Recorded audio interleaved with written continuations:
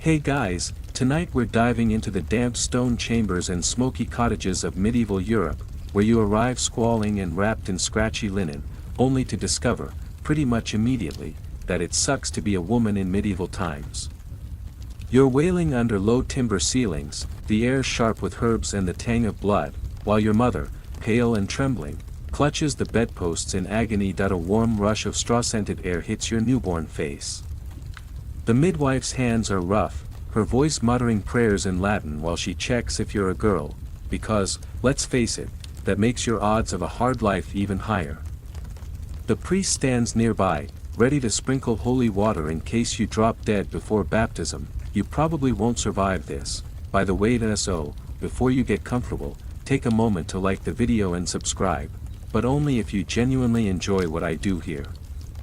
And let me know where you're listening from and what time it is in your corner of the world. Now, dim the lights, maybe turn on a fan for that soft background hum, and let's ease into tonight's journey together. You're hours old, skin red and wrinkled like an overripe plum, and already your life's a wager between the prayers of your mother's midwife and the mysteries of medieval medicine. Historians still argue whether medieval midwives were actually skilled saviors or bumbling herbalists whose treatments killed more babies than they saved. Here's your first mainstream fact. In medieval Europe, anywhere from 20% to 30% of babies didn't survive infancy. That's the official guesswork. But for girls, the numbers might be even worse in some places, because girl babies were, brace yourself, sometimes quietly neglected or exposed, meaning left outside to die. And here's your first quirky tidbit. Certain medieval texts recommend smearing newborns with honey and salt to harden their skin and protect them from evil spirits. Lovely. Imagine coming into this world sticky and salty like a medieval ham. Your mother, meanwhile, is facing her own medieval lottery. She's shivering in sweat-soaked linens, praying the saints keep her alive through childbirth. And while you're mewling for milk, someone's tying a parchment with holy verses around your tiny wrist, an amulet to keep demons at bay. Of course, medieval folk believe the devil prowls delivery rooms, eager to snatch newborn souls. Hence all the Latin chanting, bells ringing, and frantic holy water flicks. And let's not forget the belief that a woman who dies in childbirth might turn into a vengeful spirit called a churel. Historians still argue whether these legends were literal fears or just cautionary folklore to keep women pious and terrified. By day 2, your mother's checking your hairline for omens. A low hairline suggests a bad-tempered woman in the making. A high forehead? That's intelligence, or at least noble beauty. Which is hilarious, because your entire body is still the size of a large roast chicken. You'll be named quickly, because no one wants a child dying nameless. The priest swoops in with a half-frozen flask of holy water, chanting over your squirming body. The godparents step forward, trying not to look too worried. There's a superstition that if a godparent drops you during baptism, you'll become possessed. No pressure there. Your mother, poor woman, lies exhausted and pale. She might be churched later, a ceremony to purify her after the pollution of childbirth.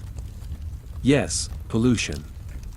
Because apparently your tiny existence has rendered her spiritually filthy, and you, little medieval girl, have no clue yet that your life script is already inked. Obedient daughter, early marriage material, childbearer, with a decent chance of dying doing it, property in the eyes of the law. It's not exactly the medieval Disney princess life. Meanwhile, outside your cottage or castle chamber, the world churns on. Pigs wander the muddy lanes, monks shuffle past chanting psalms, and the town crier bellows news of plague, taxes, and new decrees from the king. Your birth barely registers in the grand scheme, unless you're noble. Of course, if you're noble, there's extra drama. Noble families want sons to carry on titles and land, so your arrival might trigger a polite wave of disappointment. You'll be swaddled in expensive cloth and perhaps named after an ancestor, but that doesn't change the fact you're still just a bargaining chip for a future marriage alliance. And fun medieval tidbit, some noble families actually paid astrologers to chart your birth horoscope to see how lucky you'd be as a bride. Imagine some robed guy peering at the stars and deciding you'll grow up bossy, scandalous, or dangerously fertile, but even if you're born noble, your chances of a happy life aren't spectacular. Historians still argue whether noblewomen were truly pampered or simply prisoners in gilded cages, constantly watched and maneuvered for political gains. Meanwhile, the midwife wipes your tiny mouth and declares you healthy enough to live. That's good news. For now. But remember, medieval medicine's idea of healthy is a bit shaky. Your mother might feed you goat's milk if she can't produce enough of her own, or maybe beer-soaked bread if she's desperate. Pediatric nutrition is not exactly modern science. Your mother finally tries to rest. She's still bleeding, a normal postpartum thing, but medieval folk think it's dangerous if it lasts too long. So they might force her to swallow bitter herbal brews or bind her belly with iron stays. Historians still argue whether these treatments did any good or just tortured exhausted women further. You lie beside her, fussing and hiccuping, eyes squinched shut against the flickering rushlight. Your whole world smells of sweat, candle grease, and wet linen. And outside, the medieval village breathes in rhythms older than kings, hammers striking anvils, dogs barking, people crying out prayers as the night deepens, and here you are, a tiny girl, just hours old, completely unaware that your entire existence, from now on, will be defined by surviving each stage of medieval womanhood. The stakes are high, and, sorry to say, they stay high. Welcome to the world, little one. You've got a long, bumpy road ahead. You're now toddling about on uncertain legs, your linen smock brushing grimy floor rushes, and it doesn't take long to discover that medieval childhood is, well, a lot less whimsical than stained glass church windows might suggest. Your hair's cropped short if you're lower class, or tightly braided if you're noble, but either way it's crawling with lice because medieval folks think washing too often is suspiciously vain, or worse, unhealthy. Historians still argue whether medieval hygiene was as horrendous as stereotypes claim, but let's just say your scalp itches constantly. Here's your mainstream fact. Medieval children were seen as mini-adults and expected to work, obey, and memorize prayers by age 5 or 6.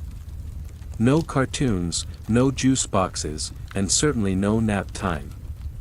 Childhood was basically a holding pattern until you were physically big enough to contribute, and here's your quirky tidbit. Medieval people believed that if you cut a child's fingernails on a Monday, they'd become a thief. So your mother carefully schedules your grooming like it's a cosmic security system. Your days start early, with the rooster shrieking and your mother yanking open the shutters. Sunlight spills onto wooden walls streaked with soot, and your first task might be carrying water from the communal well, which, fun fact, is basically a soup of frog parts, leaves, and whatever your neighbor's goat decided to contribute overnight. That if you're noble, you're not exactly spared.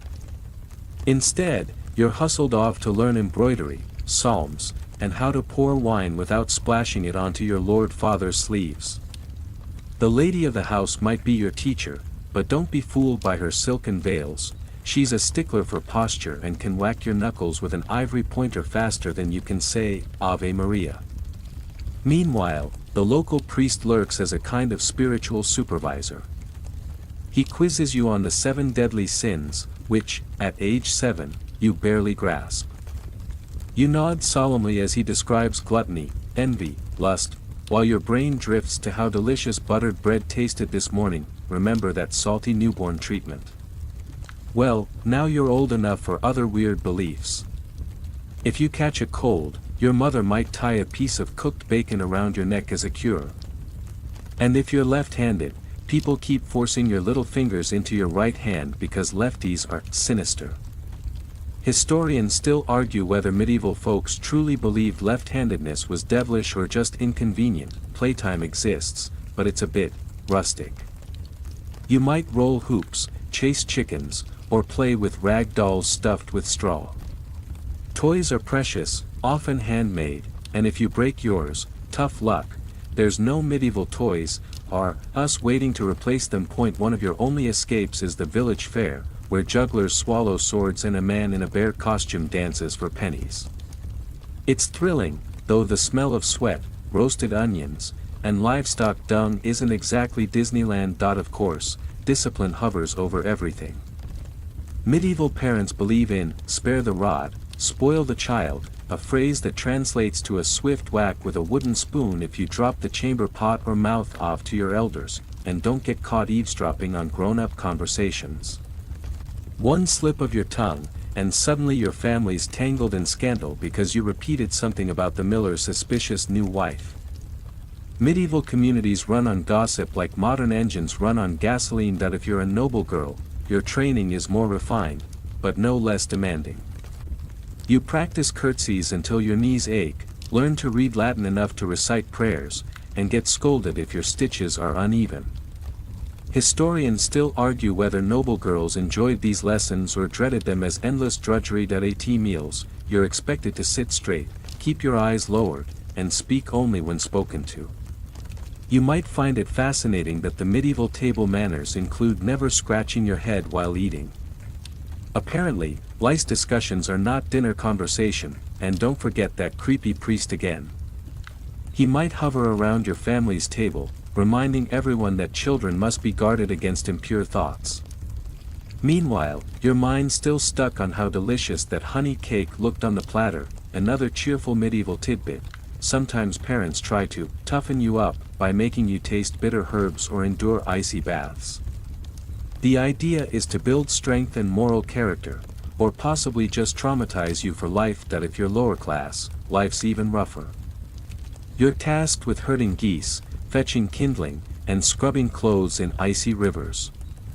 One slip into the water, and you're shivering for hours in damp homespun. Meanwhile, medieval superstition looms over your every cough or sneeze. People believe evil spirits target children because they're pure and defenseless. So your mother might hang garlic over your cradle or sew protective charms into your clothes. Here's another fun fact: medieval folks believed that a child's soul hovered above their head, visible as a tiny flame. If it flickered, people worried it meant death was near. Historians still argue whether this belief came from religious doctrine or pure folklore. Panic, and yes, you're constantly reminded you're a girl.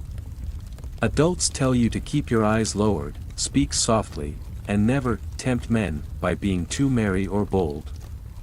As if a 7-year-old giggle is some grand seduction plan, your mother sometimes looks at you with weary eyes, knowing full well what lies ahead. She tugs your hair into neat braids and sighs, already thinking about how soon you'll be marriageable. So you trudge through childhood, itching, working, praying, and dodging the priest's suspicious stares, completely unaware that the coming years will only pile on the medieval misery. And so, you wake up one chilly medieval morning, maybe 12 years old, to find your linen shift stained bright crimson.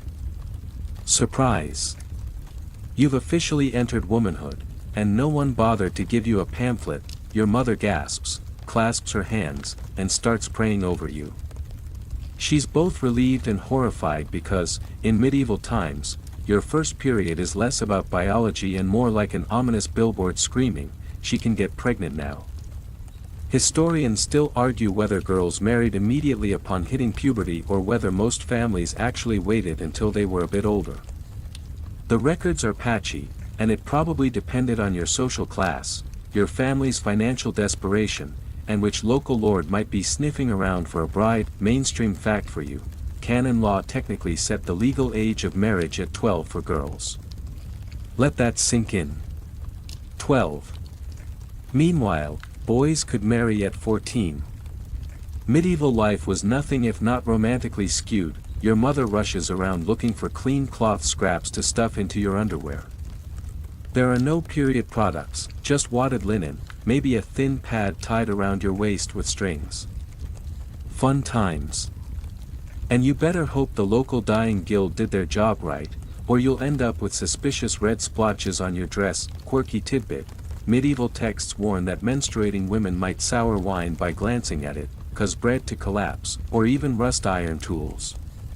People also believed you could kill bees just by looking at them during your period. Imagine being the village beekeeper's daughter and living with that kind of pressure, and suddenly, everyone's paying attention to your chest and your hips.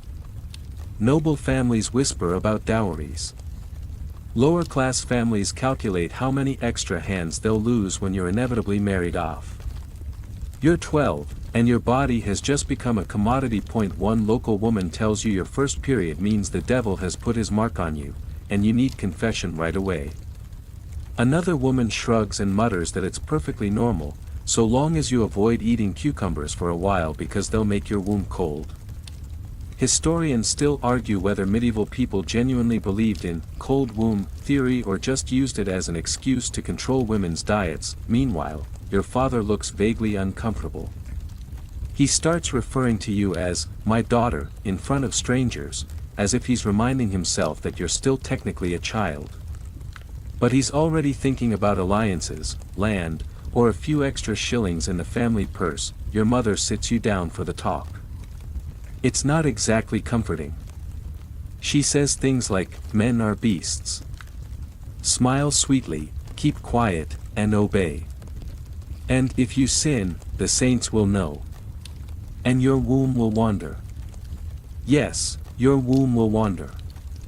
Medieval medicine insists that if you don't use your womb properly, it might detach and start floating around your body, causing hysteria.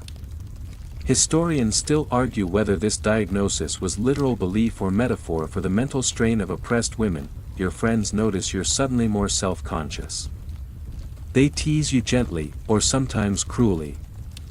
A few girls haven't started bleeding yet and look worried they're behind schedule. Others brag about how grown up they are, even if they have zero idea what that actually means. Meanwhile, in church, the priest preaches about Eve's original sin. He practically glares in your direction as he insists that women brought suffering into the world. Your cheeks burn while you fidget on the hard wooden pew. That if you're noble, puberty comes with extra social training. You learn how to flirt just enough to seem modest yet desirable, how to lower your eyes demurely, and how to choose herbs for good breath because no man wants a foul-mouthed bride. Medieval manuals actually list herbs for feminine sweetness, like parsley, sage, and marjoram. So congratulations, your personal hygiene is now diplomatic policy. Another delightful tidbit: some medieval communities held first period celebrations, but others treated it like a scandal. You might be forced to wear a special headdress signaling your new status, which basically turns you into a medieval blinking neon sign reading, available. Lower class girls don't escape either. If you're a peasant, your workload just doubled. Everyone assumes you're strong enough now to keep pace with adult women. Fetch water, scrub clothes, weed the fields. Meanwhile, your stomach cramps like a medieval torture device. Medieval medicine offers charming remedies for your menstrual pain. Some recommend drinking wine boiled with powdered coral. Others swear by ground toad bones. None of them work, and there's the constant moral panic. You're warned that if a man so much as looks at you sideways, your virtue is in mortal peril. People whisper that menstruating girls might attract demons. Or wolves. Or demons disguised as wolves. Meanwhile, your mother eyes you critically. Is your posture good enough? Are your teeth white? Is your hair thick and glossy enough to prove you're fertile and healthy? Remember that astrologer who charted your baby stars? He might still be advising your family whether now's the time to ship you off for betrothal. At the village market, matrons start nudging each other when you pass. She's ready, they mutter. Almost ripe. Because that's how medieval society views you now, produce waiting for harvest. Meanwhile, your body's sprouting curves, your skin breaks out, and you're mortified by every stain, smell, and sudden spasm of teenage clumsiness. You try to keep your eyes lowered, though curiosity bubbles inside you. Especially when some older girl whispers stories about men and marriage beds and crocodile dung used as contraceptive paste. Remember that one, it'll come back later, and yet, despite everything, some moments remain sweet. A friend slips you a posy of violets. A kind neighbor gives you a ribbon for your hair. You catch your reflection in the river and wonder who you're becoming, but childhood's definitely over. And medieval life doesn't pause for your emotional development. You're a girl of marriageable age now, so brace yourself. The medieval marriage market awaits.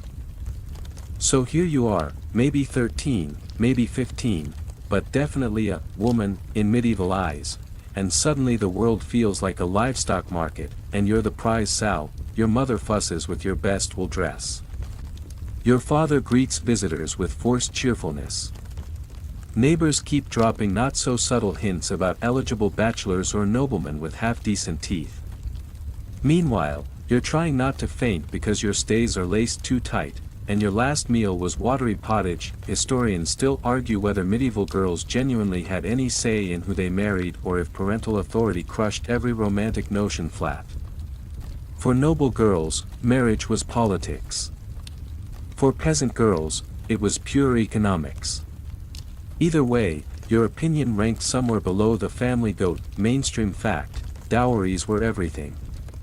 Even a poor peasant girl's family scraped together linen sheets, a cow, or a few silver pennies to make her a slightly more tempting prospect. For noble girls, dowries could be entire estates or strategic alliances. One wrong move, and your family's fortunes collapsed. Your mother counts out your marriage portion, eyes pinched with worry. She's saving her best spindle, 2 brass pots, and maybe a small wooden chest to send with you. You realize she's practically packing your suitcase for a lifetime exile. Meanwhile, your father tries to look authoritative while haggling over how many chickens or parcels of land you're worth. It's like medieval eBay, except you're the listing. Here's a quirky tidbit: some marriage contracts included clauses about your temper. Families tried to guarantee you weren't too mouthy or prone to melancholy. Because, of course, your future husband didn't want a wife who dared speak her mind. Men arrive at your door, accompanied by fathers, brothers, and occasionally monks acting as negotiators. They're sizing you up discreetly, or sometimes quite openly. Are your hips wide enough for childbearing? Are your eyes clear? Do you walk gracefully, or do you stomp like a cart horse? If you're noble, the stakes skyrocket. Marriage means forming alliances, securing property, and avoiding scandal. Your entire family might hinge on your marital destiny. Your father's discussing your wedding contract while trying to conceal how desperately he needs the other family's influence. Meanwhile, your own hopes might flutter in secret corners of your heart. Maybe you fancy the baker's apprentice with hair like polished chestnuts. Too bad your family's already betrothed you to some grizzled knight 3 times your age who owns half the sheep in the county. Here's another quirky medieval reality: sometimes the groom never laid eyes on the bride until the wedding day. You might be standing in your best gown, palms sweating, when a stranger rides in, lifts your veil, and declares you acceptable. Romance: historians still argue whether lower-class girls ever found love matches. Some records suggest peasant families did occasionally allow daughters to choose partners. But more often, marriage was a transaction, pure and simple, and then there's the church, meddling in everything. Priests want to ensure your marriage is consensual, but your notion of consent is complicated when your parents are looming behind you, eyes glinting with financial desperation. Meanwhile, neighbors spread gossip like wildfire. If a suitor backs out, people whisper that you must have a deformity or secret sin. One blemish on your family's reputation can tank your prospects faster than a plague outbreak. Another delightful tidbit: in some places, medieval folks tested potential brides' virginity by inspecting bed linens after the wedding night. The pressure to prove your virtue was immense. A missing bloodstain could mean annulment, or worse, accusations of witchcraft or adultery. If you're noble, you might even get shipped abroad for a diplomatic marriage. Imagine leaving your home country forever, not even speaking the language of your new household. You'd be alone in a castle of strangers, tasked with popping out heirs while carefully avoiding political missteps that could spark a war. And if you're a peasant, your marriage might be delayed until your family can scrape together enough of a dowry. Meanwhile, suitors drop subtle hints like, "I'd marry her, but only if she comes with at least 1 good cow." At home, your mother lectures you about wifely obedience. She tells you how to cook fish without stinking up the house, how to keep your mouth shut if your husband is angry, and how to politely deflect unwanted advances from other men, though she adds grimly, sometimes there's no deflecting. Remember that crocodile dung contraceptive paste? It makes a comeback here. Women sometimes tried herbal mixtures, amulets, or even animal dung inserted vaginally to prevent pregnancy. Historians still argue whether these methods worked at all or simply made life even more uncomfortable. Of course, the biggest fear is what happens if no one wants you. If you're deemed too plain, too old, by 16, or too poor, you might end up a lifelong spinster, forced into a convent, or pressed into domestic servitude. People talk about the marriage market, but really, it's a medieval meat market. The weight of it presses down on you, your lungs tight, your heart fluttering. You're a child trapped in the shell of a young woman, terrified yet curious, resigned yet secretly dreaming of love. Your mother tries to reassure you with whispered prayers. Your father counts coins and nods solemnly at potential in-laws. And you stand there, eyes lowered, wondering whether you'll spend the rest of your life chained to a man you barely know. Welcome to the medieval marriage market. May your dowry be large and your luck even larger. The day arrives. The bells toll, the villagers gather, and you stand trembling in your wedding gown, which is either a finely embroidered silk masterpiece if you're noble, or simply your best wool dress if you're a peasant, possibly borrowed, possibly stained under the armpits from a previous bride's nervous wedding. Everyone stares at you. You smell of rosemary water and fear. You know exactly why. Because while medieval marriage ceremonies vary wildly from place to place, one truth remains universal: everybody wants to know what happens on your wedding night. Historians still argue whether all marriages truly required public bedding ceremonies, but enough records exist to make you squirm. It wasn't always some grand hall of voyeurs, but plenty of customs involved family and neighbors crowding into the bridal chamber to escort you and your new husband to bed. Sometimes they just watched you lie there. Other times, they demanded proof of consummation. Your mainstream fact for this stretch: in many regions, the law required marriage to be physically consummated for it to be valid. No consummation, no marriage. It could be annulled. And guess who usually bore the blame for that failure?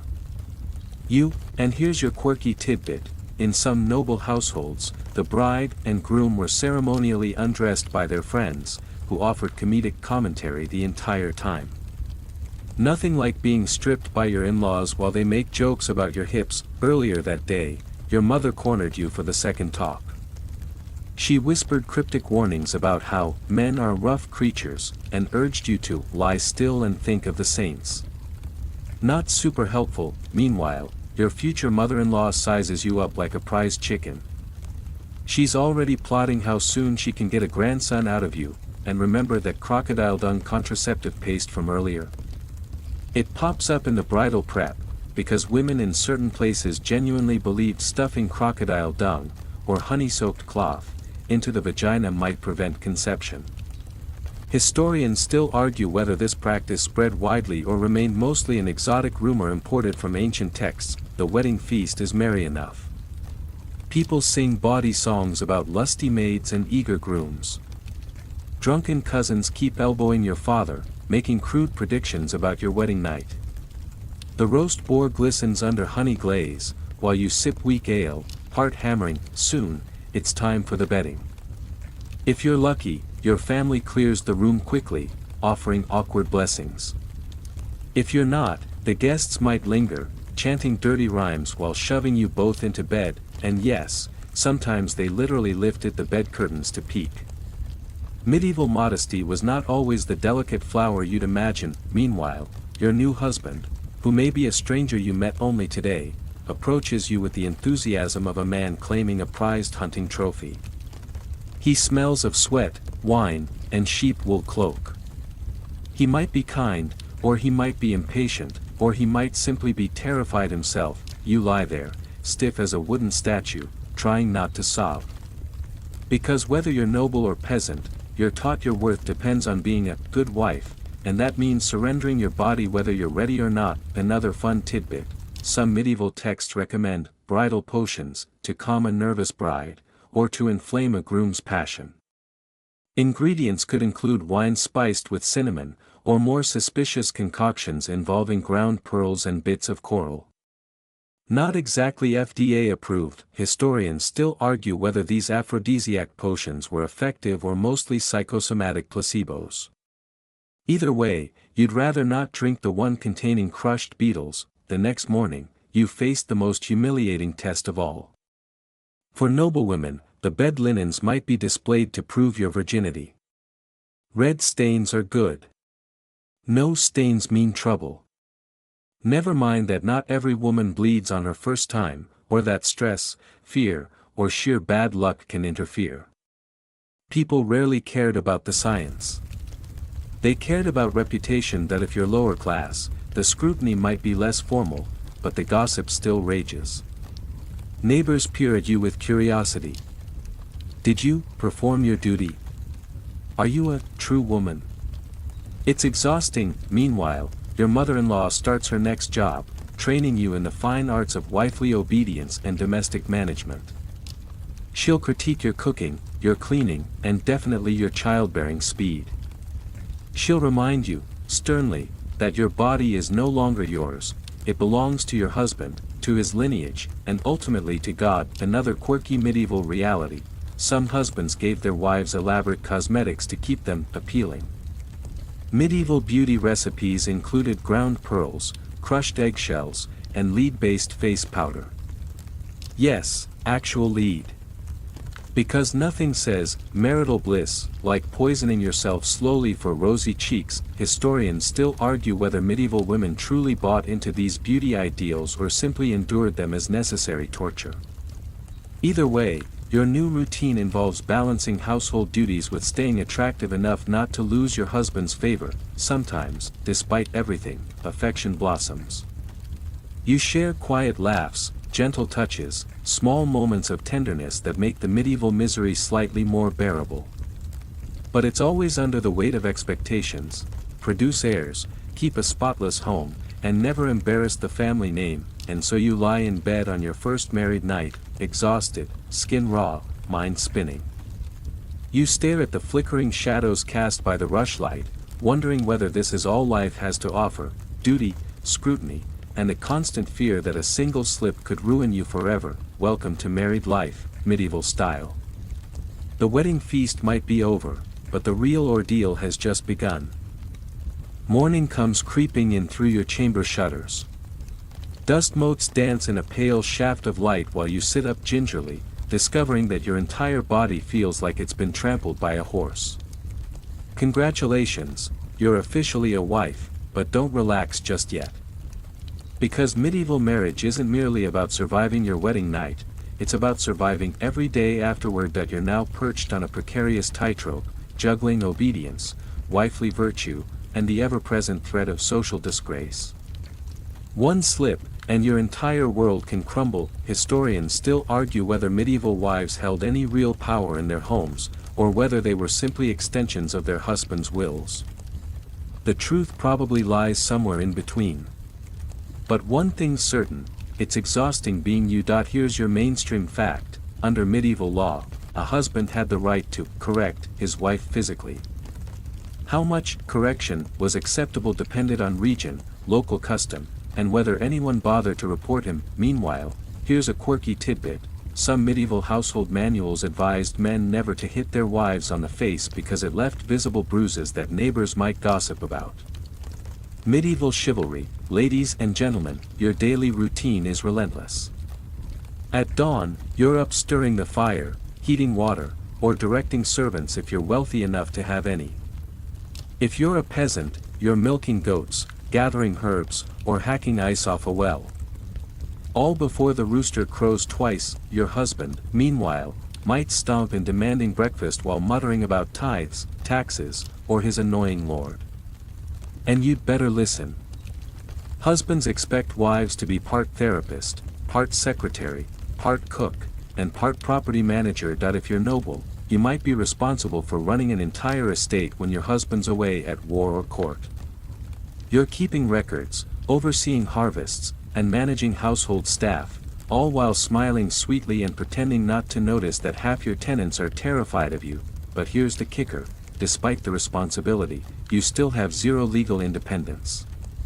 Everything you own belongs to your husband, from your dowry chest to your favorite silver comb. Another medieval gem: a wife's reputation is her most precious asset. Gossip is deadly. If neighbors start whispering that you look too friendly with the local blacksmith, or even that you're too talkative, your husband might decide you're an adulteress or, heaven forbid, a witch. Historians still argue whether medieval communities truly believed most rumors or simply used gossip as a convenient weapon to control women. Either way, the stakes are high, so you learn to keep your voice low, your eyes lowered, and your opinions tucked away like contraband.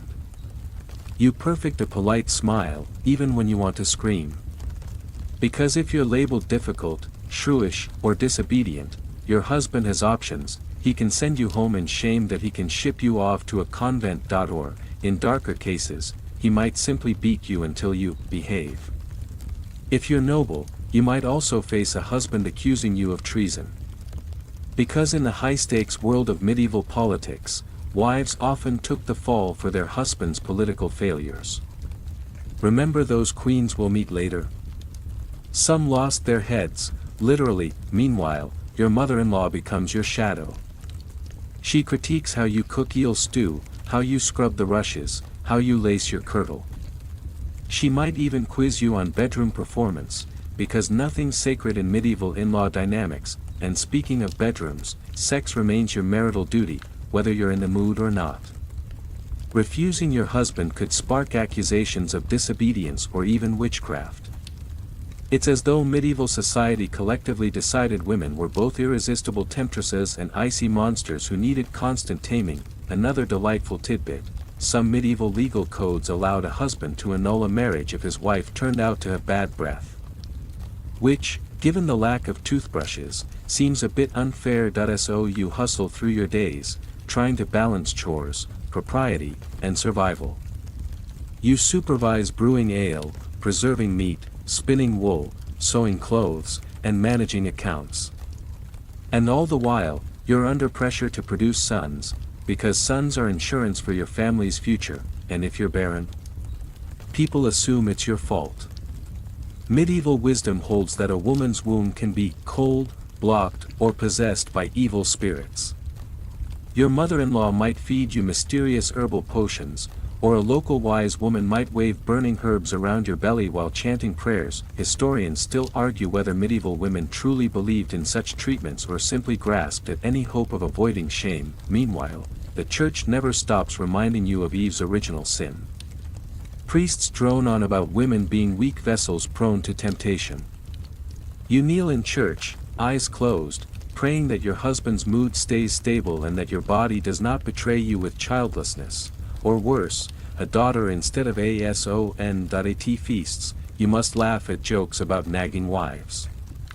At market, you're careful not to haggle too fiercely, lest people label you grasping and unfeminine.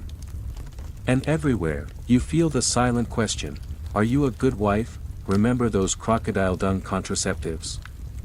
Even they can't save you entirely, because once married, your reproductive life is public business. Every missed period sparks speculation.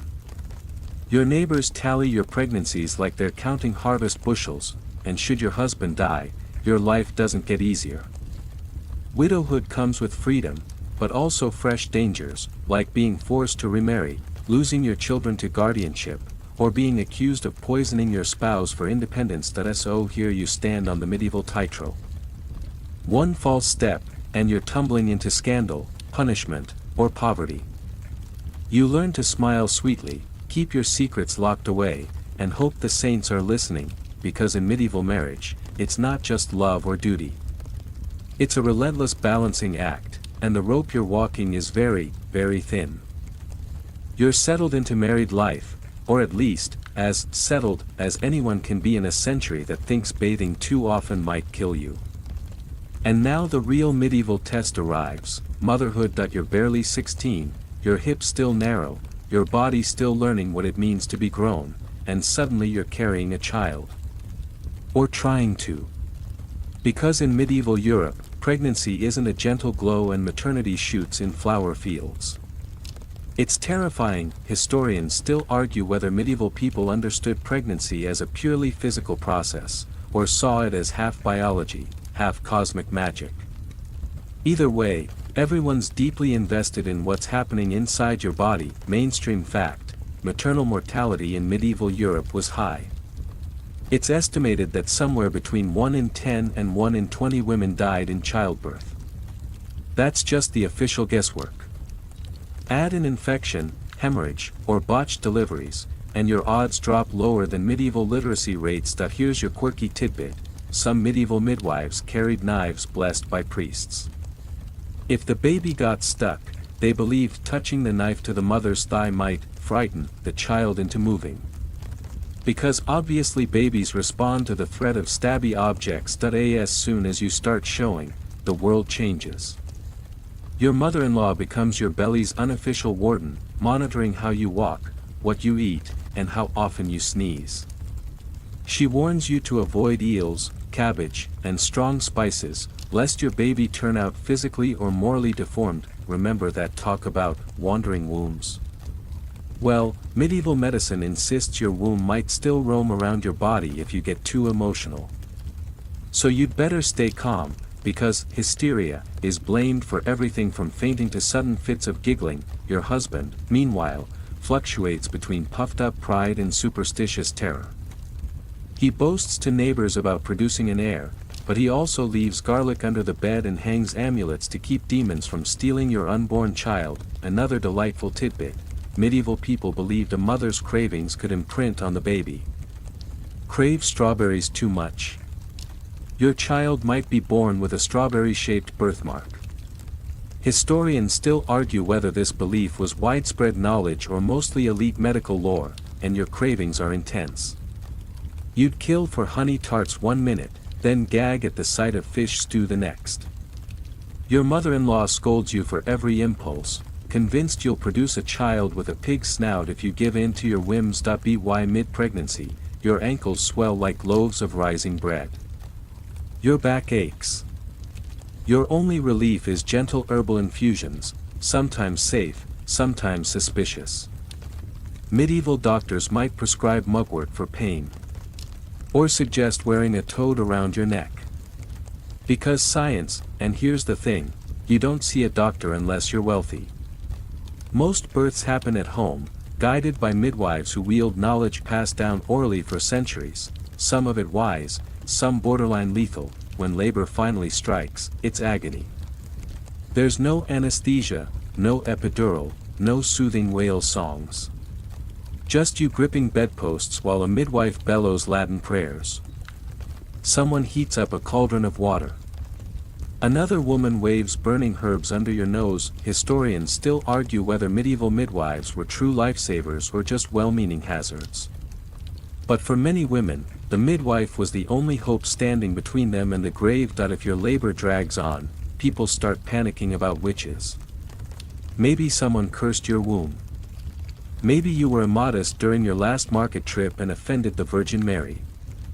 So they bring in relics, pieces of saints' bones or holy cloths, to lay across your belly. Another quirky practice: in some areas, people whispered confessions into your ear during labor, believing your pain made you spiritually pure. Imagine screaming through contractions while someone sobs out how they stole a chicken from Father Anselm. If the baby finally arrives safely, everyone exhales. But your work isn't over. You're hemorrhaging, shivering, and praying you don't catch childbed fever, an infection that sweeps through your exhausted body like wildfire. And here's the bitterest medieval irony: your risk of dying doesn't end when the baby's out. Postpartum infections kill countless women. No one knows about germs, so midwives might wipe bloody hands on their aprons and immediately deliver the next child. Meanwhile, if you're noble, your confinement might be slightly more cushy. You're shut away in a darkened chamber for weeks, a practice called lying in, because people think sunlight or strangers might harm your newborn. It sounds restful, but it's more like solitary confinement, scented with lavender and prayers. As you lie in bed, milk soaking your chemise, your mind reels from trauma. You're only 16, and you've just been through a life-or-death battle. Your baby cries weakly beside you. Your mother-in-law beams, already planning your next pregnancy, and God help you if your baby's a girl. People wanted boys. Boys carry on family names, inherit property, and secure alliances. A daughter means you're still on the hook to produce a proper heir. Your neighbors peek in to see if the baby's healthy. They check hairlines, finger length, and birthmarks for signs of future sinfulness or virtue. Historians still argue whether medieval people genuinely believed a baby's physical traits predicted moral destiny, or if it was just a convenient way to gossip, and if tragedy strikes, if your baby dies, or you die, life goes on. People mutter prayers, bury the small bundle quickly, and move forward. Because in the medieval world, death is so common, it's practically routine. So there you lie, pale and trembling, nursing a newborn, praying your body holds together long enough to watch your child grow. Motherhood in medieval times isn't a gentle glow, it's a dangerous gamble, with stakes higher than any knight's joust. Welcome to motherhood. It's bloody, terrifying, and yet somehow the only path to medieval success. And spoiler alert, you're probably expected to do it all over again next year. You've survived childbirth, at least for now. You're cradling a squalling, red-faced bundle who's simultaneously the joy and terror of your existence. Because now you face your next medieval challenge, raising children, and trying to keep them alive. It's not exactly a cozy Instagram baby diary. In the medieval world, babies are fragile creatures perched permanently on the brink of disaster. Mainstream fact, infant mortality rates were staggering. Historians estimate that anywhere from 1/3 to half of all babies died before age 5. No vaccines, no antibiotics, no concept of germs. Just prayers, herbs, and a lot of fatalistic shrugs. Your quirky tidbit for today: medieval people believed that if you let a cat sleep too close to your baby, it would steal the child's breath. So cats often got banished from nurseries, unless they were needed to chase rats. Because nothing like gambling your child's life against a potential plague rat, your days blur into a relentless cycle: feeding, rocking, cleaning. If you're noble, wet nurses might handle the breastfeeding. If you're lower class, it's all on you, and your breasts ache constantly from suckling.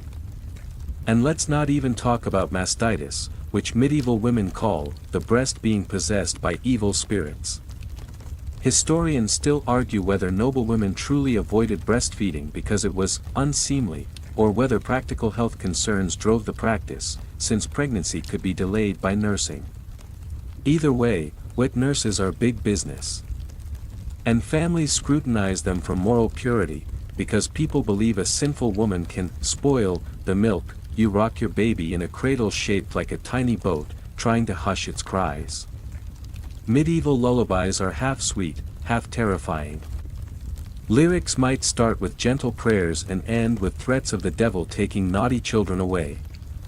Nothing like fear to send a baby off to dreamland, and then there's baptism. You'd better hurry, because everyone believes an unbaptized baby who dies can't enter heaven. People rush newborns to the church sometimes within hours of birth, even in the dead of winter, risking both mother and child's health. Another quirky tidbit: in some regions, godparents spit on the baby's chest during baptism to ward off evil. Medieval spiritual hygiene: folks, once your child survives the first weeks, new dangers lurk everywhere. Coughing fits could be fatal. Fevers sweep through villages, wiping out entire nurseries. And the medieval remedy for teething pain: rubbing crushed hen dung on the baby's gums. Yes, really. Historians still argue whether that was a widespread practice or merely one horrifying folk custom. If your child makes it to toddlerhood, the hazards shift. You're constantly shooing them away from open fires, sharp knives, or random animals wandering through the house. Medieval homes aren't childproofed. Your toddler might stick fingers into the spinning wheel or fall into the fireplace. Lower class kids are set to work astonishingly young. Your 4-year-old might herd geese, carry water, or sweep floors. Childhood is not an age of protected innocence, it's training for survival. Meanwhile, discipline is strict. Spare the rod, spoil the child, that's the mantra. A fussy child might get a sharp smack. A curious child who asks too many questions could be punished for insolence. Medieval parenting advice books actually warn against overpraising your kids because it might make them vain. Remember your own salty newborn bath? Now you're the mother administering it to your child, hoping the salt wards off evil spirits and future sinfulness. The cycle repeats that if you're noble, you're teaching your daughter how to sew, how to curtsy, how to keep her eyes demurely lowered. You're teaching your son how to handle a dagger, recite Latin, and count sheep for estate management. And always, you drill them in proper prayers, because salvation is everyone's personal responsibility, even for toddlers. Another fun tidbit: some medieval people believed that a baby born under the sign of Scorpio would grow up to be cunning and lustful, while a child born under Pisces might become moody and prone to melancholy. Historians still argue whether astrology ruled daily parenting choices or merely served as cocktail party chatter for medieval elites. Your child cries all night. Neighbors complain about demons lurking near your home. Your mother-in-law suggests binding herbs into the baby's swaddling cloths. You're so sleep-deprived that you start hallucinating saints in the corner of the room, and if tragedy strikes, if your baby dies, you're expected to move on quickly. There's grief, yes, but medieval life doesn't pause. Neighbors will murmur prayers but also speculate whether your sins caused God to punish your child. That if your child lives, society demands you shape them for their future roles. Sons must be strong, brave, and devout. Daughters must be obedient, modest, and fertile. You look at your daughter and wonder whether she'll face the same trials you did, bleeding in secret terror, being sold like livestock, praying she survives childbirth, but for a moment, holding your baby's tiny hand, you dare to hope. Maybe this child will be lucky. Maybe this child will live, thrive, and see a future brighter than your own. Yet outside, the church bells toll for another funeral, and you know medieval life never guarantees happy endings, so you steel yourself for tomorrow. Because in medieval times, raising children isn't just parenting, it's an endless war against death, disease, and despair. So you've kept your child alive past infancy, a minor miracle. Now comes the next medieval trial, educating them, shaping their fate, and shielding them from the harshest winds of fortune, because while modern parents fret about screen time and college savings, medieval mothers worry about far grimmer things: plague, famine, and how many pennies it costs to buy your son into the priesthood or apprentice your daughter into a trade. Historians still argue whether medieval families cherished childhood as a special stage of life, or simply saw kids as small adults waiting to join the workforce. Evidence suggests both views existed, but neither meant your childhood would be carefree. Mainstream fact: formal education in medieval Europe was rare for girls outside the nobility or convents. Most girls learned practical skills: spinning, cooking, midwifery, or market trading. Literacy was a luxury, not a given. Your quirky tidbit for this section: in some medieval schools, discipline included beating kids with rods while chanting Latin grammar. Talk about multitasking. And yes, even noble girls sometimes faced a swift whack if they misdeclined a noun. That if you're noble, your daughter might be taught French, Latin prayers, and how to compose polite letters. But don't get too excited, she's learning all this mostly to make her a more attractive marriage prospect. A clever girl can read psalms, but heaven forbid she reads love poetry or law codes. Your son, however, might be sent away at 7 to foster with another noble household. It's half education, half hostage situation, securing alliances between families. You spend sleepless nights wondering whether he's being treated well, or beaten for some minor slip. Meanwhile, if you're a peasant, your child's lessons happen in the fields. You teach them to recognize herbs, count coins, judge livestock health, and avoid angering the local reeve. By age 5 or 6, your daughter's carrying water jugs bigger than her head. Childhood is basically a medieval internship. Historians still argue whether peasant girls ever learned to read. Some parish records hint that girls knew enough letters to read prayers or sign their names, but widespread female literacy was rare. Another quirky tidbit: medieval people believed left-handed children were suspicious, possibly marked by the devil. So if your daughter writes with her left hand, you gently yank the quill into her right and pray nobody notices, and there's church school. For boys destined for priesthood or clerical work, it's an endless chant of Ave Marias and grammar drills.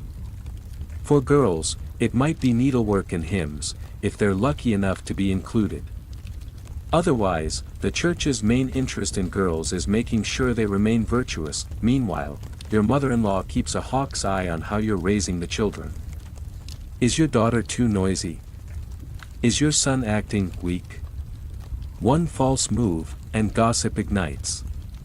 Medieval parenting isn't just about raising healthy kids, it's about protecting your family's honor. Remember those medieval astrologers? They're still hovering. Families consult horoscopes to determine the best time to start a child's lessons, arrange a betrothal, or even choose which saint to dedicate them to. Historians still argue whether astrology truly guided major life decisions or served mainly as fancy entertainment for wealthy families. Your daughter watches you spin flax and dreams of learning to read. You tell her gently that not every girl gets books. Because books cost as much as a cow, or several cows, and monks don't copy them for free. Meanwhile, you whisper prayers over your son, hoping he grows strong enough to wield a plow or a sword. Because physical weakness could doom him to lifelong poverty or even the monastery. And while monks get steady meals, they also get celibacy, and that's not every boy's dream. Another fascinating tidbit: some medieval folks believed reading too much could overheat the brain, especially for women. So if you're caught squinting at a page too long, someone might thrust a cool compress at your forehead, convinced your mind will burst into flames. You try to keep your children safe from the outside world's chaos. But you can't shield them from everything. Plagues sweep through towns, wiping out entire classrooms. War raids destroy villages, carrying off young boys as pages or conscripts. That if your daughter's pretty, she's at risk of being targeted by powerful men. If your son's clever, he might be dragged into church politics or forced into a trade he hates. Every door seems to open into a new room full of traps. So you teach your kids how to hide fear behind polite smiles. How to slip away from danger quietly. How to pray, because sometimes prayer is all you have. Historians still argue whether medieval families were affectionate or simply pragmatic. But letters, wills, and chronicles show moments of deep love. Mothers wept over sons leaving for war. Fathers gifted daughters secret sums of money to protect them in marriage. Even in harsh times, parental devotion flickered like candlelight in a drafty hall. So each night, you tuck your children under scratchy wool blankets. You murmur blessings in Latin. You stroke their hair and pray they live to see adulthood. Because that alone is a triumph in medieval life. And in the darkness, you whisper to yourself, "May my children have easier lives than mine. May my daughters escape the same chains. May my sons survive long enough to grow old." Welcome to medieval motherhood. The work never ends. The fear never leaves. But somehow, love persists like a stubborn weed between the cobblestones. So your kids are growing up, and somehow you're still alive. You've juggled childbirth, child-rearing, and the endless chaos of married life. Now comes your next medieval role, healer and house chemist, because who else is going to keep your household from falling apart every time someone sneezes blood? You might not be formally trained, but you're expected to know dozens of remedies, charms, and kitchen concoctions. Your entire family depends on your skills to keep them breathing. No pressure. Historians still argue whether medieval women were the true keepers of practical medicine, or whether monks and professional physicians dominated the field. The answer is probably both, but women like you kept entire households from keeling over on a daily basis. Mainstream fact: even in wealthy homes, professional physicians were rare, expensive, and sometimes flat-out useless. Many were more philosophers than doctors, spouting theories about humors and planetary alignments. So women's home remedies were the first line of defense. Here's your quirky tidbit: one medieval cure for nosebleeds involved stuffing a dried frog into your mouth. Just picture it. You're bleeding all over your linen shift, while someone crams Kermit into your cheek like a medieval lozenge. Your kitchen is your laboratory. Your shelves brim with mysterious powders: dried rosemary, powdered iris root, ground amber, stale bread crusts saved for poultices. You know which herbs soothe fevers, which plants help women's troubles, and which roots might help a screaming child with colic, but remember, it's a thin line between healer and witch. If you cure too many people, or worse, if you fail to cure someone important, suspicion starts brewing. People whisper that your knowledge came from demons rather than God, and let's not forget urine. Medieval medicine is obsessed with it. You're expected to examine color, clarity, and even taste, yes, taste, to diagnose illness. Historians still argue whether most housewives actually did this or left it to professional healers. Either way, medieval life is deeply personal. Your husband catches a cough. You brew syrup with honey, mustard seed, and vinegar. Your child's rash spreads. You soak linen strips in oil of roses and pray it's not the plague. Even minor wounds can turn deadly. A simple cut might fester into a blackened mess, and suddenly neighbors are accusing you of bringing the evil eye into the household. Another fun tidbit: medieval people believed that reciting certain prayers backward could either heal a wound or summon demons.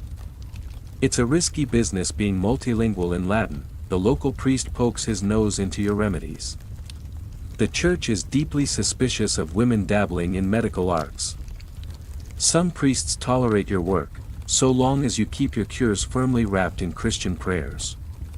Others view you as one incantation away from being burned at the stake. You remember that crocodile dung contraceptive from earlier? Medieval medical texts are full of equally delightful recipes. For example, if you're struggling with a wandering womb, one treatment advises placing sweet-smelling herbs near your lower body and foul odors near your nose to lure your womb back into place. Because obviously your uterus is a wayward ferret responding to smell, historians still argue whether women actually tried these bizarre cures or whether some existed purely in medical books written by men who'd never been near a real patient. That you've also got to navigate medieval cosmetics. Want your cheeks rosy? Try crushed insects mixed with wine. Whiter teeth? Rub them with sage ashes, or, for truly devoted souls, powdered cuttlefish bones. A medieval woman's medicine cabinet is part apothecary, part horror show, and childbirth remains firmly in your domain. Even if you've stopped having kids yourself, other women come to you for help. You know which prayers to mutter over a birthing stool, which herbs might quicken contractions, and how to tie the mother's smock loosely so it doesn't strangle the baby. Remember those saints' relics from earlier childbirth scenes? People still borrow them for medical crises. A piece of St. Margaret's girdle is popular for difficult labors. People believe her spirit will untangle the baby from the womb. Another quirky tidbit: medieval folks believed certain gemstones could heal diseases. Emerald supposedly calmed epilepsy if held in the mouth during a seizure. Though let's be honest, the choking hazard alone sounds like an emergency. Your reputation hangs in the balance. Cure a neighbor's child, and they praise your God-given skill. Fail to cure your husband's festering wound, and people start whispering that you're using black magic, and as you age, suspicion grows. Older women with too much herbal knowledge are prime witchcraft suspects. Your wrinkled hands, your knowing glance, These can all become evidence against you if crops fail or livestock dies. Historians still argue whether medieval witch trials were fueled by genuine belief in sorcery or by social tensions and property grabs. Either way, it's terrifying to know that your practical skills could one day be twisted into a death sentence. So you keep working quietly. You dry herbs in hidden corners. You murmur prayers over syrups and powders. You guard your recipes like royal secrets, because sometimes your knowledge is all that stands between your family and the grave. You're a medieval housewife, but also a chemist, doctor, midwife, and priestess. And while the church might frown at your craft, your neighbors know, if disaster strikes, it's your door they'll pound on first. Welcome to medieval medicine, ladies. Keep your frog handy, and try not to taste too much urine. So there you are, medieval housewife, master of childbirth, brewing, and frog-based nosebleed remedies. But as you grow older, your story doesn't slow down. Because the next looming trial is widowhood, a state that, for medieval women, is both a trap and a strange kind of freedom. You'd think losing your husband might bring sympathy, but medieval life has other plans. Death is everywhere. Plague, fevers, horse accidents, bar brawls, husbands vanish from your life overnight. Mainstream fact, in some medieval cities, as many as 1/3 of adult women were widows at any given time. Because men kept dying, in wars, in duels, or simply from bad fish stew. Your quirky tidbit, in certain medieval towns, widows were allowed to wear extravagant black veils that trailed several feet behind them. Essentially, you become a medieval fashion icon, billowing gloom like a human funeral banner. Historians still argue whether widowhood improved a woman's legal independence or simply shifted her into a new form of social vulnerability. Because while you might control your dowry or manage property, you're now a juicy target for greedy relatives, suitors, and the ever-watchful church. Your neighbors eye you suspiciously. After all, widows are tricky creatures in medieval minds. You're sexually experienced but technically unattached. People whisper that widows are dangerously seductive, possibly plotting to lure younger men into sin. Another fun tidbit, medieval literature is full of lusty widow jokes. Chaucer's Wife of Bath, for instance, is basically a medieval stand-up routine about a woman who outlives 5 husbands and still wants more. So here you stand at your husband's funeral, eyes red, hands trembling. A priest chants Latin over his shrouded body. You sniffle politely, partly grieving, partly tallying your next steps. Because your survival now depends on what your marriage contract says, and how many powerful friends you have left. If you're noble, things get complex fast. You might hold dower rights, lands or income promised to support you as a widow. But those rights often come under dispute the moment your husband's corpse cools. Your in-laws may swoop in, claiming everything belongs to the family estate. Remember your dowry. That's supposed to come back to you if your husband dies. Supposed to. In practice, you might have to beg, sue, or marry a cousin to pry it loose. Historians still argue whether medieval legal systems genuinely protected widows or simply offered lip service while letting male relatives call the shots. If you're a peasant widow, your life is equally precarious. Your neighbors might help you maintain your fields, for a price. Local lords often pressure widows to remarry quickly, because married women are easier to tax and control than independent single women. Another quirky tidbit, in some medieval towns, widows had to pay special taxes just for the privilege of remaining unmarried. Essentially, you're paying rent for your freedom. And speaking of remarriage, here's the medieval paradox. Society fears the lusty widow, yet also wants you safely remarried as quickly as possible. The longer you stay single, the more people suspect you're plotting seductions or practicing witchcraft. Your mother-in-law, still alive and somehow still meddling, might try to arrange a new match. She'll remind you that a woman's place is under male protection. And besides, who's going to manage your finances and keep the servants in line if you don't remarry? If you're wealthy, new suitors appear almost immediately. Some genuinely like you. Others just want your land. You smile, nod, and quietly check whose debts outweigh their assets. Because you've learned the hard way, in medieval Europe, marriage is business first, romance may be third or fourth. Another delightful tidbit: in some parts of medieval Europe, widows who remarried too quickly could be fined for indecent haste. Basically, there was an official mourning period, both social and sometimes legal, during which it was considered unseemly to chase new husbands. So you navigate your widowhood like a chess game. Move too boldly, and you're branded scandalous. Move too timidly, and you'll starve. And then there's the church. Oh, the church.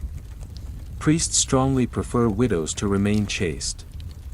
They praise the holy widow, who devotes her remaining years to prayer and good works, preferably in a convent. You might even gain respect as a pious matron. But if you so much as flirt at market, your reputation takes a nosedive. Historians still argue whether widows truly gained social power or simply lived under a new layer of male surveillance. Many widows wielded influence, running businesses, managing estates, even lending money. But for each success story, there's another woman who lost everything the moment her husband died. Meanwhile, you're also dealing with grief. Yes, your marriage might have been arranged. Yes, your husband might have smelled like wet dog. But losing a spouse still rips a hole in your life. You miss shared jokes, familiar routines, even the security of someone to share blame when the pig escapes into the neighbor's wheat field. Another fun tidbit: medieval widows sometimes wore mourning clothes for years, not only out of sadness but because black garments signaled legal status. A widow in black was harder to hustle out of her property rights. Fashion as legal armor. So you learn to smile carefully. You learn to rebuff suitors without offending them. You guard your money, your children, and your secrets.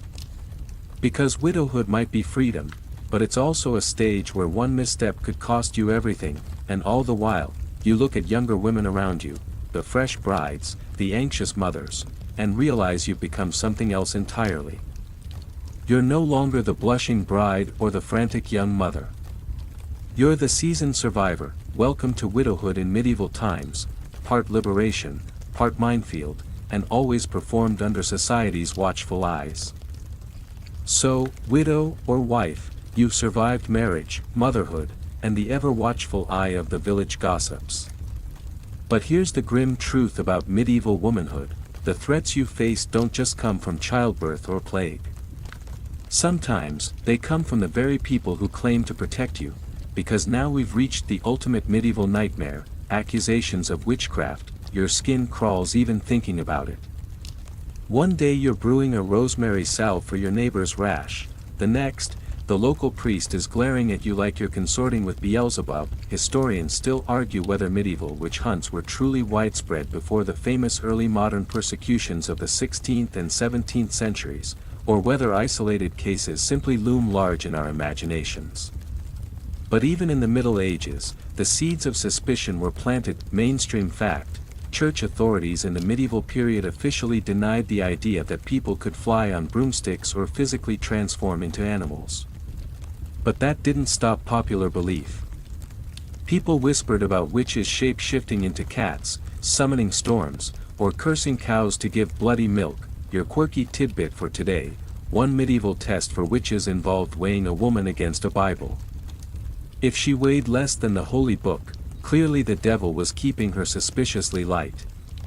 Because obviously demons also moonlight as personal trainers. It's a delicate balance for you, living in this world. You're expected to heal, to know herbs, to help deliver babies. But God forbid you know too much. Too much knowledge makes people nervous. And a woman who seems too independent. Even more so. Remember that frog in your mouth cure for nosebleeds? You'd better be careful. Because if your neighbor's child dies despite your remedies, someone might accuse you of poisoning them instead. Another fun tidbit: in some medieval regions, people believed a woman who could stop bleeding with a touch must be in league with the devil. Because naturally, kindness and Satan go hand in hand. If you're older, single, or outspoken, you're at even greater risk. Widows are prime suspects. Why? Because you don't have a husband to control you, and people assume independent women must be getting their power from dark sources. Historians still argue whether most accusations came from genuine belief or were simply excuses for property theft, revenge, or getting rid of inconvenient women.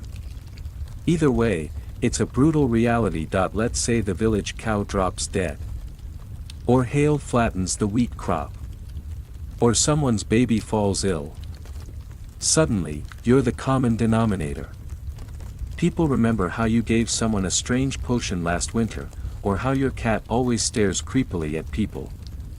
It doesn't take much to ignite suspicion. Another delightful tidbit: some medieval communities believed witches' teardrops were physically cold to the touch.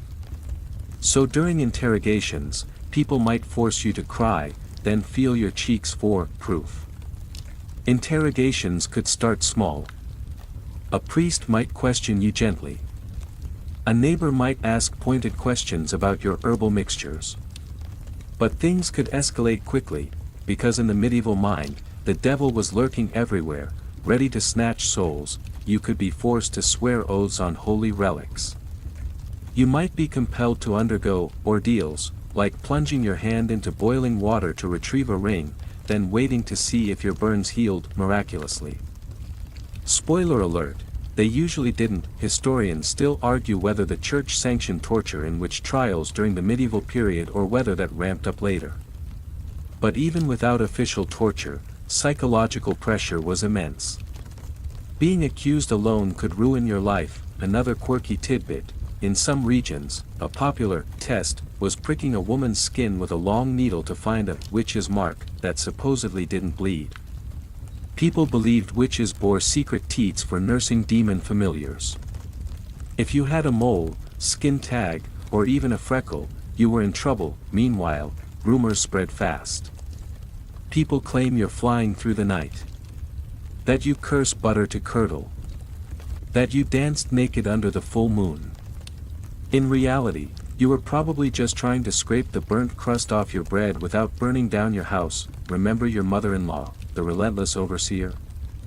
Even she might accuse you if it meant gaining your property, securing your husband's legacy, or simply saving herself from suspicion. Medieval survival is a cutthroat affair, and let's not forget sexuality. Women linked to witchcraft were often painted as hypersexual seductresses who consorted with demons. A woman with no husband, or one who'd outlived several, was considered suspiciously tempting. People believed witches could steal men's virility, or conversely, cause impotence. Historians still argue whether sexual panic drove medieval witchcraft accusations more than religious fear. But the overlap was potent, and dangerous. Another fun tidbit: in some medieval court records, accused witches confessed under pressure that they'd kissed the devil's buttocks as part of their initiation ritual. Medieval prosecutors took this claim disturbingly seriously. So you keep your voice quiet. You measure your herbs carefully. You pretend not to know too much about healing. Because knowledge is a two-edged sword in the medieval world, it saves lives, and it might also brand you as a servant of hell. Yet even under suspicion, people keep coming to your door, desperate for help. A sick baby, a dying cow, a painful swelling. No one wants to show the priest. You're needed, and feared. Welcome to the tightrope of medieval womanhood: healer or heretic, wise woman or witch. The line between them is razor thin, and sometimes, it's drawn in blood. So you've dodged childbirth deaths, plague, and witchcraft trials. You're still standing, older, wiser, and possibly with a suspicious mole you keep hidden under your coif. But medieval life's not done testing you yet. Now it's time to talk about money, or more precisely, how much medieval women rarely get to touch it, because let's be honest, even if you've outlived 3 husbands, run your household like a fortress, and nursed half the village back to health, medieval Europe still mostly sees you as your father's, then your husband's, then your son's property. Mainstream fact: under medieval law, women's rights to own, manage, or inherit property varied wildly depending on where you lived. In some places, you could inherit half your husband's estate. In others, you'd get nothing unless your in-laws were feeling charitable. Historians still argue whether medieval women wielded significant economic power behind the scenes, or whether the law systematically erased their financial independence. Records show both fierce female merchants and countless women left penniless by legal loopholes. Here's your quirky tidbit: in some medieval towns, women were banned from selling certain luxury items, like silk ribbons or gold thread embroidery, because authorities feared they'd become too prosperous and start competing with men. Imagine being banned from selling fancy shoelaces because you're a threat to the patriarchy. So let's talk daily reality. You handle the household budget. You haggle with fishmongers. You lend neighbors a few coins, collect debts, and manage wages for your servants if you're noble. Yet legally, all that cash belongs to your husband. You're just the CFO who can't sign any checks, and God help you if your husband dies. Remember your dower, that portion of property reserved for your support. Actually collecting it often takes years of legal wrangling. Medieval courts love paperwork. And lawyers. And fees. Another fun tidbit: medieval women sometimes sewed coins into the hems of their gowns. Hidden, running money, in case they needed to flee a bad marriage or sudden accusation. Fashion and financial planning all in one. If you're a peasant woman, your economic life is equally complicated. You help plant crops, harvest grain, brew ale, weave cloth, and tend animals. Your labor is critical. But your name often disappears from official records. It's John's wife who owns the cow, never you. Historians still argue whether medieval women were quietly controlling significant family wealth despite these legal constraints. Some scholars believe household ledgers show women running entire estates while husbands were off crusading, or drinking away the family fortune. If you're widowed, you might run a business outright. Many medieval cities allowed widows to inherit their husbands' trade licenses. You'd find widowed brewsters, merchants, silk makers, and moneylenders keeping businesses alive. But there's always a catch: widows were expected to stay single or risk losing their rights. Because nothing terrified medieval lawmakers like a single woman making her own money. Another quirky tidbit: in medieval London, widows who remarried automatically lost the right to run their late husband's businesses. The city council wanted to keep commerce in male hands. Nice. Meanwhile, noblewomen are often pawns in estate planning. Marrying you off is a financial strategy for your family. Your dowry might consist of cash, land, or even an entire castle. It sounds glamorous, but remember, if your husband squanders it, you're out of luck. Your mother probably warns you: never sign away your dowry rights, no matter how handsome the suitor or how poetic his love letters. Because if things go south, your dowry is your only safety net. Another fun tidbit: some medieval marriage contracts included very specific bedroom clauses. For example, if a husband refused to fulfill his marital duties, a wife could sometimes reclaim her dowry. Medieval women were often powerless, but occasionally the law threw them a single, oddly personal bone. Of course, there are exceptions. Some medieval women rise to astonishing economic power. Eleanor of Aquitaine ran vast estates, funded armies, and maneuvered politics across 2 kingdoms. Wealthy widows financed guild chapels, donated stained glass windows, and even lent money to kings at interest, but these are rare lights in a generally gloomy financial tunnel. For most medieval women, financial autonomy remains a distant dream. Even if you technically own property, male guardians are often appointed to advise you, or control your assets entirely. Historians still argue whether the law was designed to protect women's interests or simply keep them subordinate. Many legal codes claim to shield women from the harsh world of business, while conveniently funneling their wealth back to male relatives. So you become an expert in small secrets. You hide a few silver coins under loose floorboards. You memorize who owes you favors. You cultivate the local priest, who might intercede in a dispute. Because in medieval Europe, a woman's financial survival often depends less on laws than on quiet cunning. Remember the talk of crocodile dung contraceptives. Add financial subterfuge to your toolkit. Because if you're clever, and lucky, you might carve out a little corner of independence in a world determined to keep you owned. Welcome to medieval finances, my friend. Where being a woman often means balancing accounts you're not legally allowed to own.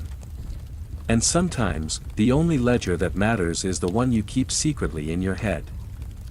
So, here you are, medieval woman, juggling childbirth, widowhood, accusations of witchcraft, and finances you're not even allowed to claim as your own.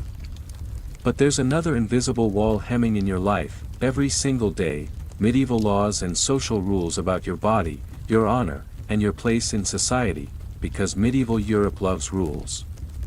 It has rules about your dress, your hair, your voice, and even how you walk. And heaven forbid you step outside your assigned lane. Mainstream fact, in most medieval societies, laws defined women primarily through family status, daughter, wife, widow. Your identity was tied to your relationship with men, not to you as an individual. Historians still argue whether medieval laws were intended to protect women or simply control them. The language of protection was everywhere, shielding you from harm, from sin, from yourself.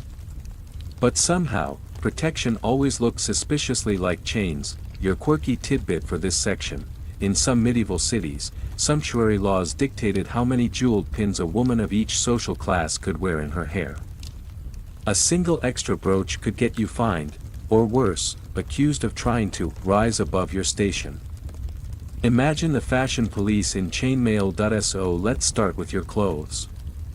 Whether you're noble or peasant, your garments announce your rank, your virtue, and whether you're available. If you're unmarried, your hair might flow loose, a symbol of virginity. Once you're married, it's veiled or tucked under a wimple, lest anyone get ideas. Another fun tidbit: medieval authorities sometimes passed laws limiting how low necklines could plunge. Women were scolded for leading men into sin by showing even a hint of collarbone.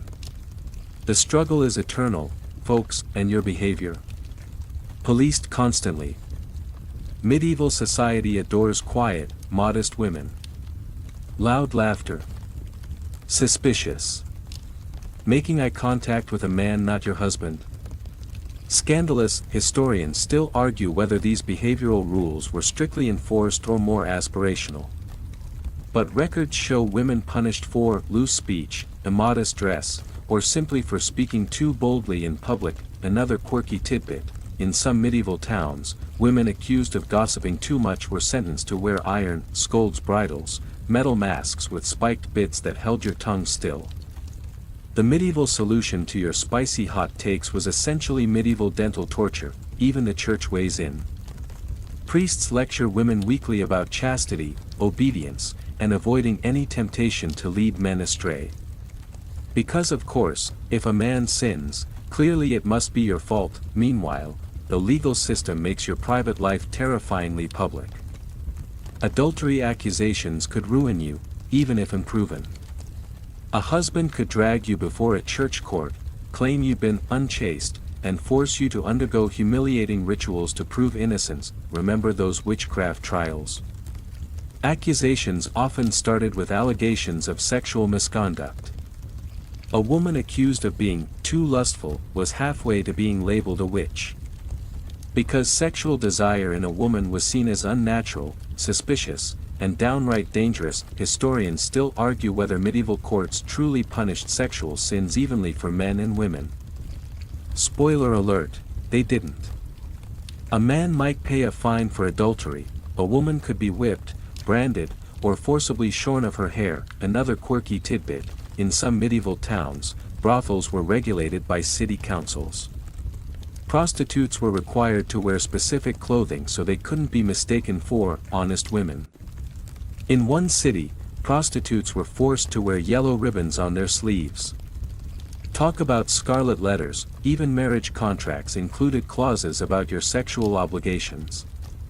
Medieval husbands could drag wives into court for failure of conjugal duty. Essentially, you could be sued for not wanting sex often enough. Medieval life, the romance never stops, and then there's violence. A terrifying undercurrent. Domestic violence was widespread, and often legally permissible. Some legal codes explicitly allowed husbands to correct wives physically, so long as they didn't kill them.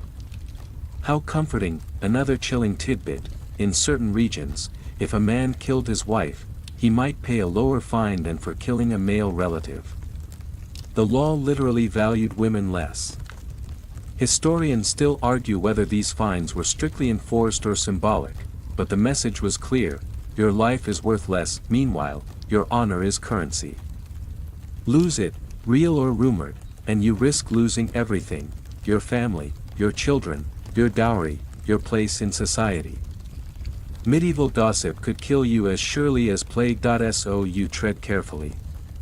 You keep your voice low, your eyes lowered, your hair covered. You memorize the rules, because one slip could mean public humiliation, poverty, or even the stake, and yet, women still find ways to maneuver within the system. You've learned how to speak indirectly, how to bargain subtly, how to wield influence behind the scenes. You know how to get things done without attracting official notice. Remember that crocodile dung contraceptive. Add subtle social maneuvering to your medieval survival toolkit. Because half of medieval womanhood is learning how to keep your dignity while living under laws designed to strip it away. Welcome to the medieval legal world. Where the rules are written in Latin, the punishments are brutal, and your entire life depends on how quietly you can walk across the hall without making your skirts rustle too loud. So here we are, medieval woman, at the threshold of old age. You've survived childbirth, epidemics, husbands, witchcraft trials, the fashion police, and a legal system that reads like a horror story. And now, at last, you reach the final season of your life, a stage that's both feared and revered, because in medieval Europe, growing old is its own strange ordeal. Some people see you as wise, a keeper of secrets and lore. Others see you as a burden, or worse, a dangerous relic harboring sinister powers. Mainstream fact: medieval life expectancy at birth was low, perhaps around 35, but that average is skewed by high infant and child mortality. If you reached your 40s, you might live into your 60s or 70s.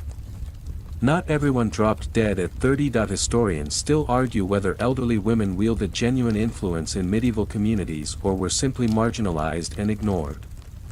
Records show both respected matriarchs and lonely women eking out scraps of charity. Your quirky tidbit: some medieval texts claim that older women developed toad-like features because of dried-up bodily humors. Charming, right?